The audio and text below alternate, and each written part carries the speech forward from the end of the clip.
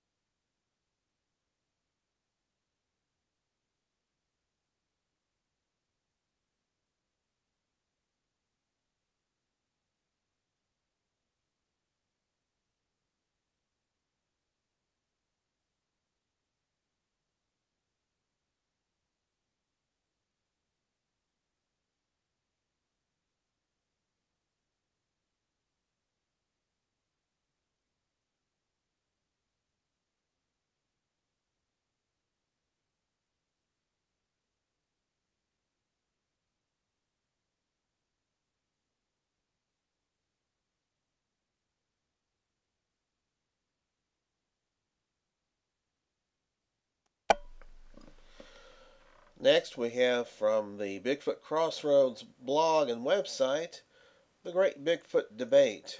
Kill or no kill? Why argue? You can see here, that's the guy who claims that he shot 2 Sasquatch and killed one of them, a young one. That's Justin Smaya. Now, this is not a true image of a Sasquatch, of a dead one. That's from a movie, I believe. Now, a lot of people say, well, there are some who say, well, we can study them in their natural habitat, or we can get DNA, we can get video, we can do this, we can do that. Well, good luck on all that. Because, folks, with the recent DNA fiascos that we've had, that's not going to be enough. DNA is not going to cover it. Pictures and video are not going to cover it. It just isn't going to do it. One of the main reasons that DNA won't cover it is because we don't have any DNA to compare it to. So the only way to get that indisputable evidence is to kill one. Shoot one, kill it, bring in a body or a substantial piece of a body. Nothing else will be accepted. Now, I know that Peter Burns said, well, suppose somebody shoots the last one.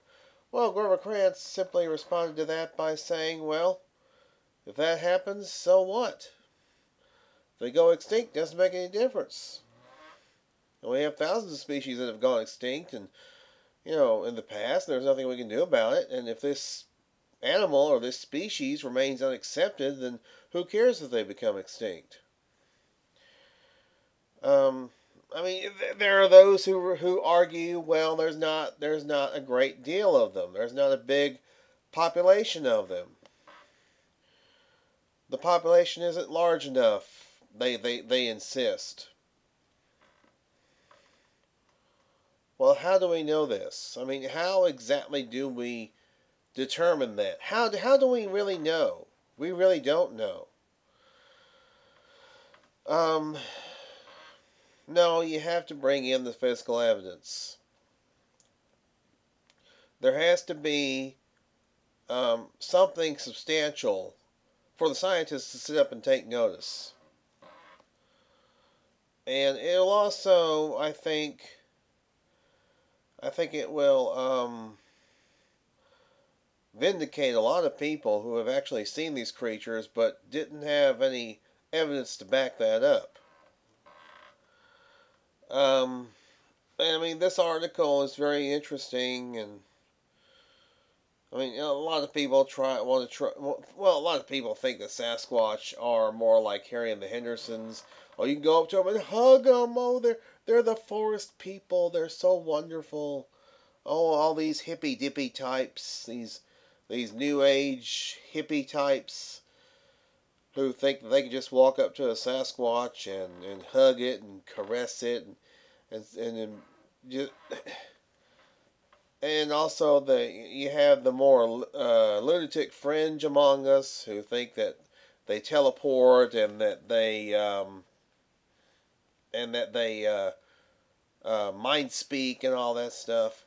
Rene Dahinden had a saying, and I'm paraphrasing it. He was talking about Kawani lapsaritis, but I'm going to apply this to all paranormal advocates. We know all about these paranormal advocates. They had 250 or 500 Sasquatch encounters in their mind. I'm not into Sasquatch in their gosh darn mind.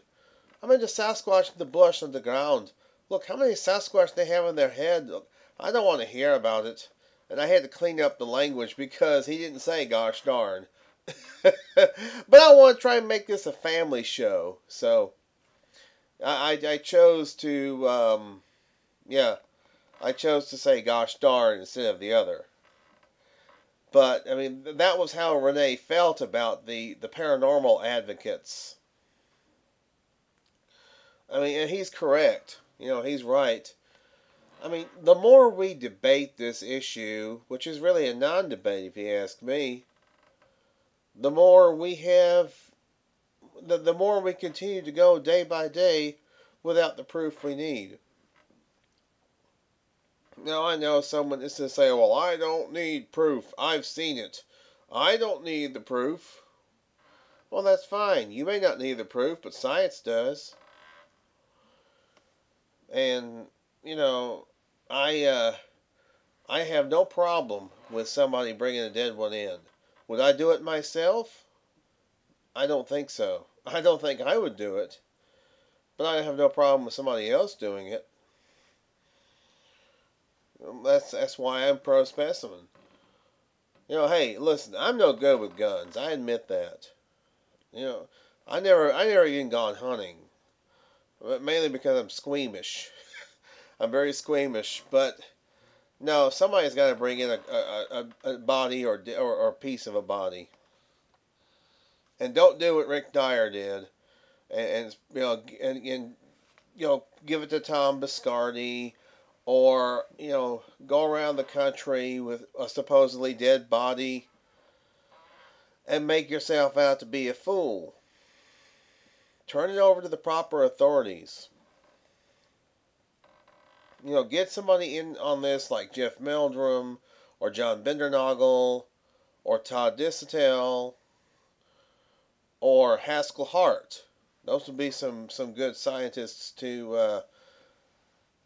Those would be some good scientists to give the body over. Or Esteban Sarmiento. That'd be another good one.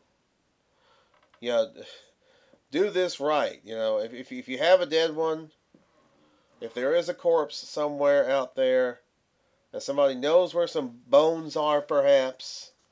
Grover Krantz said years ago, he said his personal preference would be if some hunter shot one and killed one, but thought perhaps that he killed a valuable animal or peculiarly human, he didn't say anything about it. But if that person could lead a scientist to the spot where he killed the thing, they can maybe find a few bones and the whole thing's settled right there.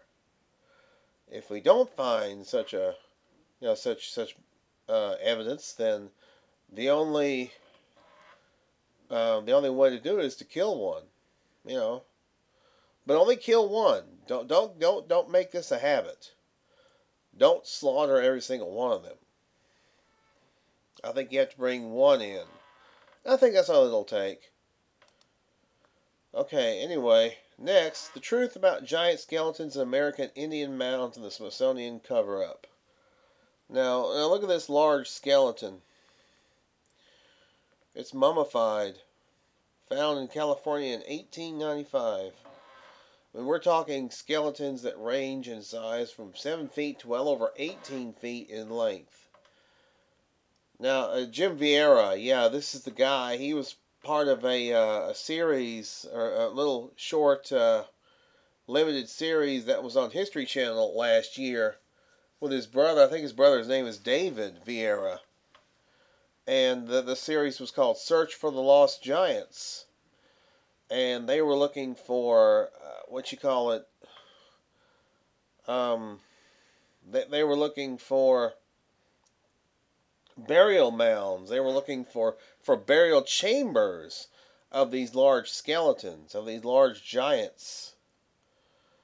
And there have been some hoaxes, yes. I mean, the Cardiff giant comes to mind.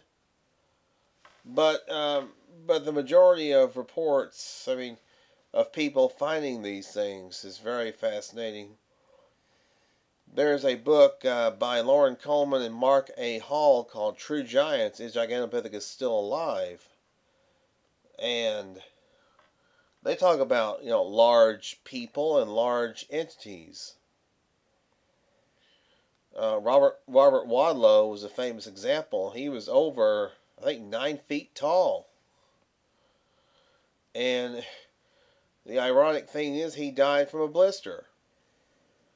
He died from a blister from his ill-fitting shoes.